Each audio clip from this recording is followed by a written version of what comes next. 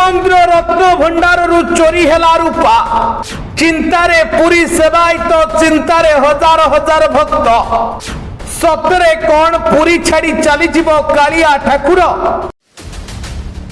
दर्शक बंधु एवं समस्त मनरे किछि किछि प्रश्न एवं उंकी मारुछि जेमिति कि श्रीमंदिर रत्न भंडार अलंकार सुरक्षित अच्छी तो जदि सुरक्षित अच्छी तेबे 40 केजी रूपा गला कुआड़े सत्य पाठ एवं तथ्य कहीं होना तालमेल 2018 पर्यंत हुंडी को आसी 70 कोटी मिली 16 केजी सुना।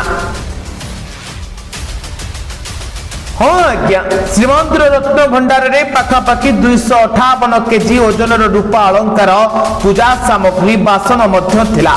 निज सरकार 2018 मसीह रे एही तथ्य देथिले विधानसभा रे किंतु एबे रूपा नहीं। हाईकोर्ट रे श्रीमंदिर प्रशासनिक क्षेत्र दाखल होइतिबा सत्यपाठ रे दर्शा जाइछि पाखापाखि 218 किलो रूपा सामग्री रही रत्न भंडार रे। तेबे एठी कथा उठुछि 258 फेडाण 218 समान 40 केजी रूपा गला कुआड़े। एठी कहि रखबा को चाहिबू उभय को हिसाब रे तालमेल नाही। रूपा हिसाब रे 40 केजी तारतम्य देखा जाइछि। 5 वर्ष तले जेतिकी थिला एबे से 40 केजी कमी जाइछि। तेबे रूपा गला कुआड़े ए रूपा को नहीं छी कि 2052 ग्राम सुना भी कमी। तेबे भक्त माने प्रश्न करुछंती श्रीमंदिर अलंकार एबे सुरक्षित अछि तो।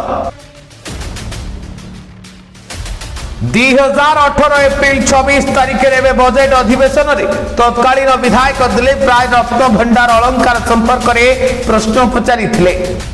तत्कालीन आईन मंत्री प्रताप जेनाथ को उत्तर में दर्शाई कि 1978 मसीहा मे 13 तारिख एवं जुलाई 23 तारिख भितर एवं बाहर थिबा रत्न भंडार समस्त सामग्री एक पूर्णांग तालिका प्रस्तुत करा जायतिला।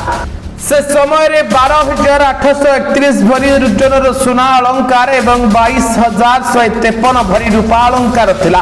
तेबे सत्य पाठ रे कहा जायतिला 3 प्रकार भंडार अर्थात भीतर बाहर एवं चलंती भंडार रे मोट 12,818 भरी सुना अलंकार एवं 18,781 केजी रूपा सामग्री रही आ एहा को केजी रे परिणत करा गले मोट 149 केजी 218 केजी रूपा सामग्री रही। उभय हिसाब को तुलना कले जना पड़ुछि कि 3,372 भरी किंबा 40 केजी रूपा एवं 13 भरी किंबा 192 ग्राम रो सुना कमी जाइछि। एबे लोक मानकर प्रश्न एवं लोक माने प्रश्न पचारुछंती रत्न भंडार एबे सुरक्षित अछि तो।